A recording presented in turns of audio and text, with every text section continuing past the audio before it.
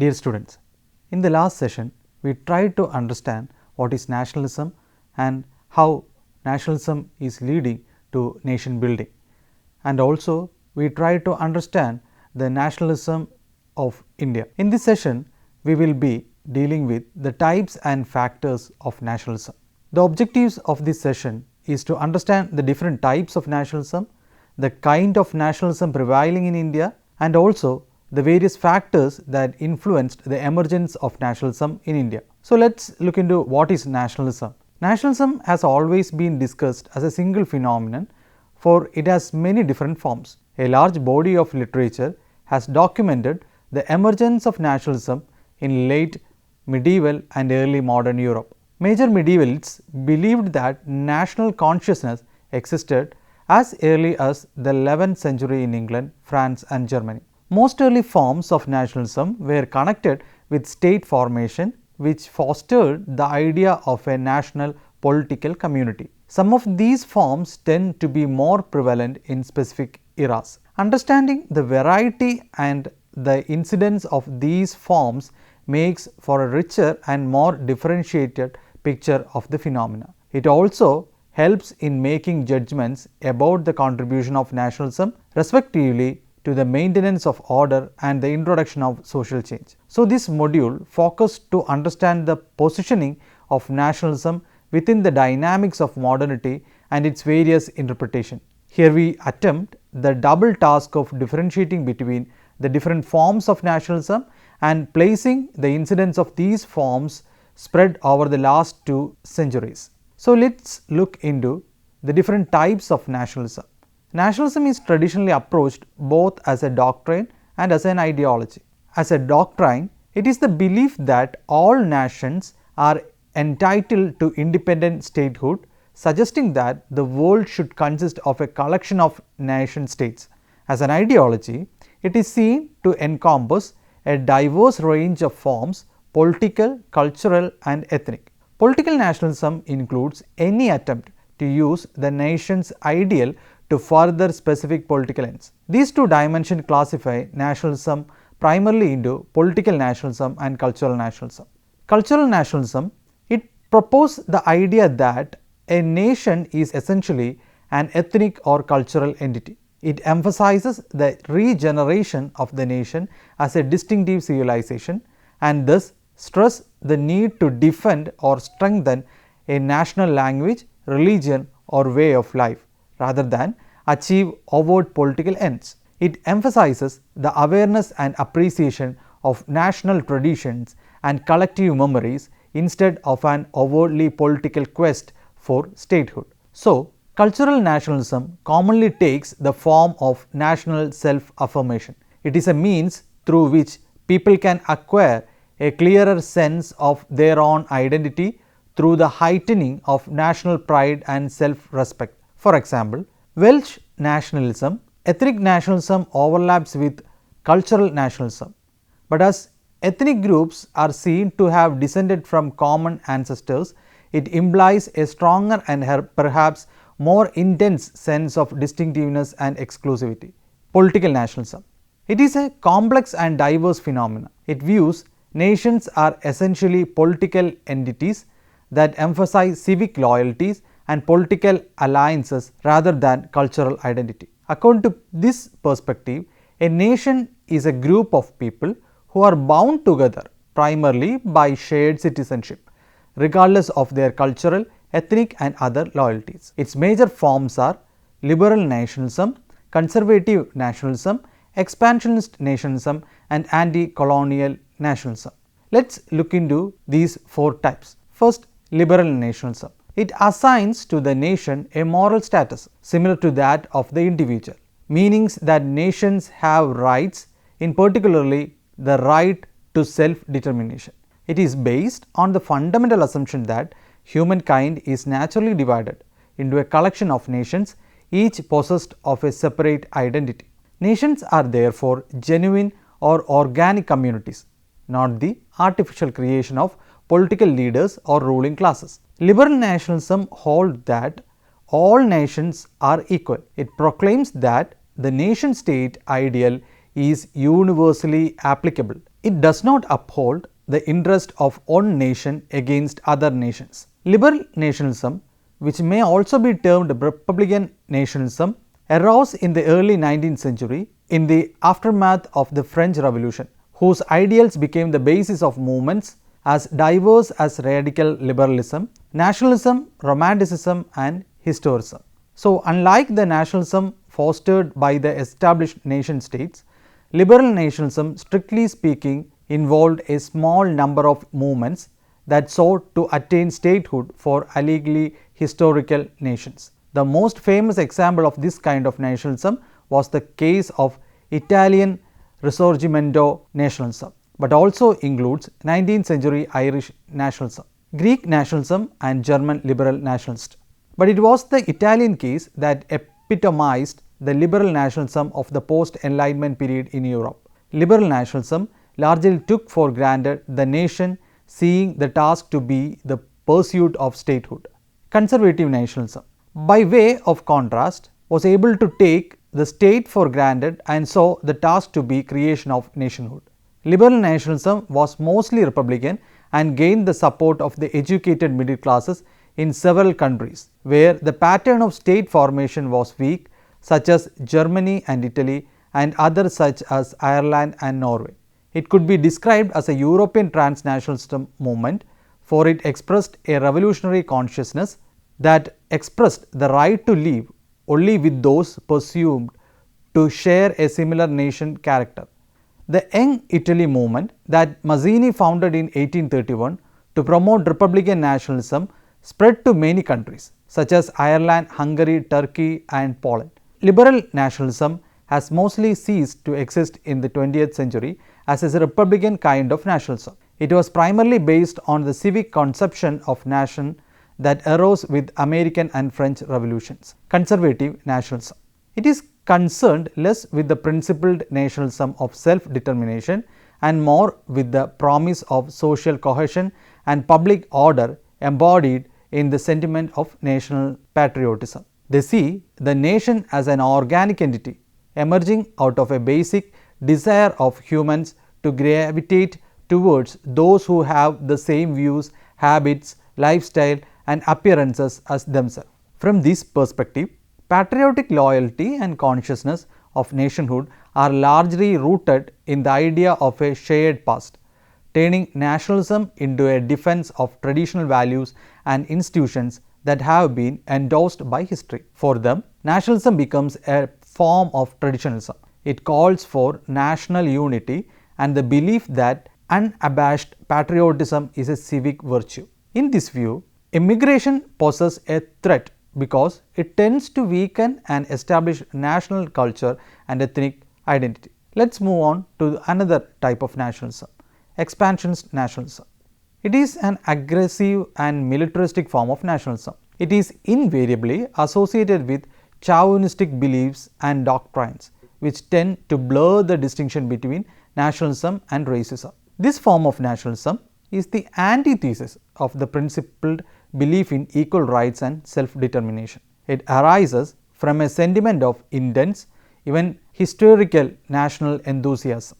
This form of nationalism commonly draws upon the myth of past greatness or national glory. A recurrent theme of this nationalism is the idea of national rebirth or regeneration.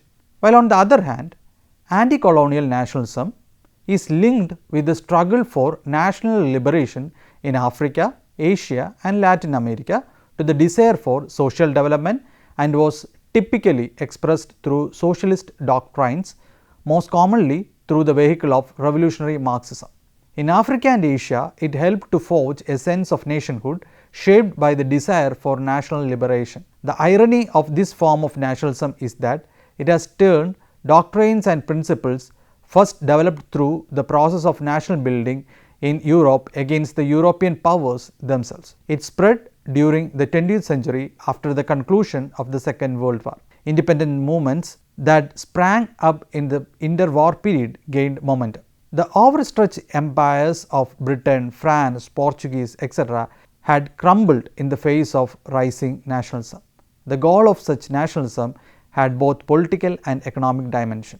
In addition to these, over the last 2 centuries, nationalism has got wider connotations. These include: first, hegemony nationalism. The factors that played an animating role in the movements of national unification during the 19th century were the contiguity of territory, the similarity of language, and the kingship of culture. These movements, which had been nourished by the memory of previous dynastic unions of separate states by a more or less common history, language, and culture, eventually became defined in the political terms with an integrated state and national sovereignty as their goal.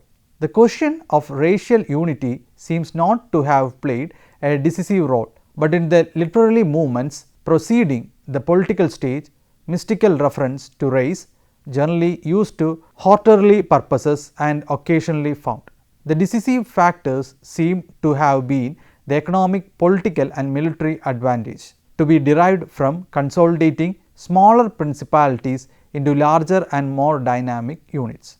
Second, particularistic nationalism. This form of nationalism is based upon the secessionist demand for national autonomy. Such movements characteristically begin with a striving for cultural autonomy or tolerance. As the movement makes headway, takes on political significance, and finally develops into the demand for political sovereignty. This has been the case in Norway, where the movement was successful, and in Ireland, where it was unsuccessful. In an incipient and utopian form, it is to be found among the Jews. The most characteristic expression of this type of nationalism used to be found in such countries as Poland, Czechoslovakia, Finland, Latvia, and Lithuania. Michels has characterized the motives underlying this nationalistic movement as follows: marginal nationalism.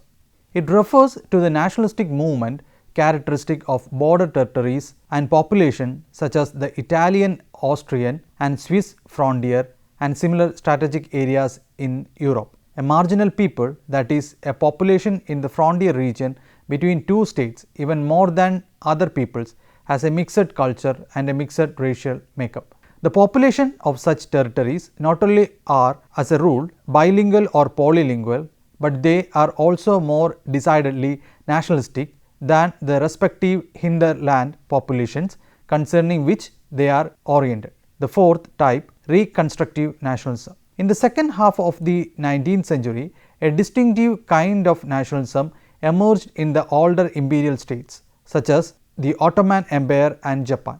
It was primarily a project aimed at reconstructing or reforming the existing state by adapting it to the conditions of modernity. The transition of the Ottoman Empire into modern Turkey is the best example of the codification of a new kind of state patriotism that took over certain ideas from the 19th century legacy of liberal nationalism. In Japan, the Meiji reform, which led to the abolition of early modern Tokugawa shogunate and restoration of imperial rule, represents another major example of a nationalist movement that was a response to the modern state formation. The Meiji Restoration of 1859 re-established a central state based on the imperial institution, a project that was aimed at the modernization of Japan through the adoption of westernization, but in ways that were specific to Japan. Reconstructive nationalism has been more common in Asia than in Europe, where the emergence of capitalism and modernization preceded state formation. In Asia, the nation state was often an agent of modernization. Fifth, integral nationalism. German nationalism since Bismarck was different from the liberal nationalism that preceded national unification in that it was primarily a state project. Integral nationalism was typically a product of the first half of the 20th century. One of its major figures was Charles Maurras, the founder of Action Franchise, who promoted an anti-Semitic and reactionary nationalism that sought to reverse the heritage of republicanism and liberalism as an exclusionary one. This kind of authoritarian Catholic nationalism excluded the Jews from the French. This kind of nationalism that was also embodied in Hitler and Mussolini placed the nation above all else, demanding absolute obedience. Maurras' nationalism differed from fascism only in its belief in monarchy. It shared the basic obsession with the nation as an aesthetic essence that transcended human will. Integral nationalism can be seen as a more extreme version of the state patriotism that was typical of many of the established states in its absolutism and militarism, combining a total identification of nationhood with the state, hence the term integral nationalism. However, the basic principle of integral nationalism were tangentially present in many of the major nation states in the early 20th century. Germany, of course, was the country where integral nationalism predominated over other kind of nationalism. But this was true also of Japan since 1912 and Italy under fascism. Integral nationalism is also the most potent example of how the tendency in all of the nationalism to postulate a non-social principle as the basis of social order. Sixth, religious nationalism. Religion and nationalism has always been a complicated relationship. On the one hand, nationalism has served as a kind of modern political religion for many people, in many cases commanding complete dedication to the national cause. On the other hand, nationalism has been a predominantly secular force in modernity. This ambivalence is present in Zionism, Catholicism in Ireland and Poland. However, in these cases, religion became pivotal only at particular points in history. In Poland and Ireland, Catholicism certainly played a role in anchoring the political identity of nationalism in cultural identity. In all these cases, nationalism was always more than religion. Seventh, transnationalism.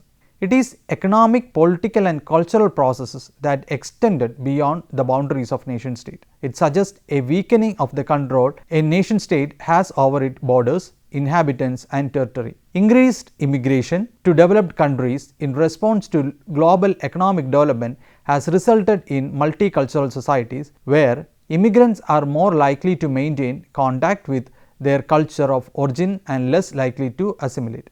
Therefore, loyalty to the state may compete equally with allegiance to a culture or religion. With increased global mobility and access to instantaneous worldwide communication technology, boundaries dissolves and the territorial control imposed by the traditional nationhood become less relevant. However, state definitions of citizenship and nationality and the rule for political participation may become more relevant for transnational groups. Processes contributing to transnationalism include the economic influences of corporations operating globally, often referred to as transnational corporations, and cooperative agreements between governments. These arrangements offer new trade and industrial opportunities for private businesses and the government alike. New prospects for employment in developed nations tend to draw migrant groups from less developed nations. New advances in transportation and communication technologies such as the internet provide potential avenues of virtual connectivity among these individuals and groups moving across national borders. Eighth, the new radical nationalism. A growing feature of Western societies in recent years is a new version of the old integral nationalism. It is, however, quite different from the older integral nationalism in that it is predominantly focused on immigrants rather than on enemy states. The context for its emergence is not war and jingoism, but immigration and the diminishing ability of the welfare state to maintain social integration. The xenophobia that it fosters is less sustained by biological notions of racial superiority than by social and economic arguments to restrict citizenship laws, and in the case of European Union member states, by opposition to the European Union. Moreover, such nationalist movements are, with a few exceptions, generally marginal and do not have the support of mainstream political parties. So, we have discussed the different type of nationalism at a global level. So, this will help us to understand the nationalist experience in India in a detailed manner. So, let us move into the factors of nationalism in India. Nationalism in India cannot be put into any watertight compartments as mentioned. The formation of the national consciousness of India was anti-colonial and strengthened with cultural and political dimensions. It is founded on secular democratic principles. It is clear that three factors, religion, language and tribe, could be involved as the basis of national identity in India. All of them have been pressed into service by relevant collectivities to assert their national identity, which takes different manifestations. In all Indian languages, the distinction between Desh meaning homeland and Videsh meaning foreign land is made. Fellow Indian belonging to cultural zones other than one's own are often referred to as foreigners. Desh implies not only a territory but also a people, language, style of life and patterns of culture. A particular province called State India may have several such nations or parts thereof within it. That is, the political administrative units and national regions are not coterminous, and the concept of Desh is essentially anchored to the nation of the cultural homeland. As a person is within his or her Desh, means homeland and state, he or she is an insider and his or hers is a national identity. But should he or she cross the borders of his region, becomes an outsider and ethnic. There are several situations wherein ethnicity or outsider identity becomes salient, which has nationality or insider identity in India. Here are some few situations that led to this insider-outsider scenario. Number 1. The demand for a distinct homeland based on religion or language, for example, in the case of Sikhs. Second, the demand for political administrative unity within the Indian state, for example, Gorkha land for Nepalis. Third, the demand for expulsion of outsiders when the entire state is engulfed by the migrants from other states or neighboring countries, for example, Assam and Tripura. Fourth, demand for the expulsion of Videshis belonging to other folk regions within the state.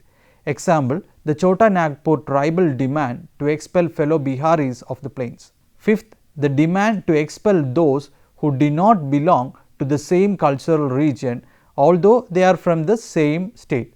For example, in the case of Andhra and Telangana issue. Sixth, the demand to expel migrants from other linguistic states who come to work and reside in metropolitan centers, for example, Tamils in Bombay. So, it is the strong identification of the collectivities with specific territories with their homeland is the common factor defining identity and national characteristics in India. Those who belong to the homeland are insiders, they constitute a nation, and the outsiders are ethnics. These assertions of national identity can be viewed from three perspectives: statist, political and nationalist cultural. The statist perspective assumes that such assertions are a threat to the state. The political perspective assumes that one's national identity can be preserved not only in an independent state of one's own. The nationalist cultural perspective assumes that each nation has its genius and specificity irrespective of its size and level of material development. All these specifications can be sustained within a multinational polity if international equity is nurtured. So, now let us move into the major factors that resulted in the growth of nationalism. First, British imperialism. Second, the influence of Western civilization or education. Third, spread of English language. Fourth, development of transportation and communication system. Fifth, flourishing of social and religious reform movements. Sixth, development of press and literature in India. Seventh, discrimination in the social, economic, political and administrative realms. Eighth, caste discrimination. And finally, British reforms. In independent India, national identity has been claimed on the basis of religion, language and tribe. However, all those who have claimed national identity did not want their exclusive sovereign states. On the other hand, some sections of people who insisted on a specific national identity did stake a claim for a separate sovereign state. This was particularly prominent among those who defined national identity based on religion, and it will affect the harmony of the Indian nation. For example, the partition of India into the states of Pakistan and the Indian Union. It destroyed the political unification of the people accomplished by the British. It also brought into existence new problems. Since India was partitioned not on nationality or linguistic but on religious lines, the problem of religious minorities in both states emerged in a permanent form. It also led to the sharp communal conflict instigated mainly by reactionary communal forces and uprooted millions of members of both religions from their provincial homelands. The partition had also the economic detriment of both states. It divorced mutually interdependent agricultural and industrial areas and cut indiscriminately across railway and irrigation system. The problem of refugee settlement adds more strain. The unhappy political relations between the two states engendered political suspicion and fear. Secessionist tendencies are still emerging and they are usually found to stand either terminated or kept suspended.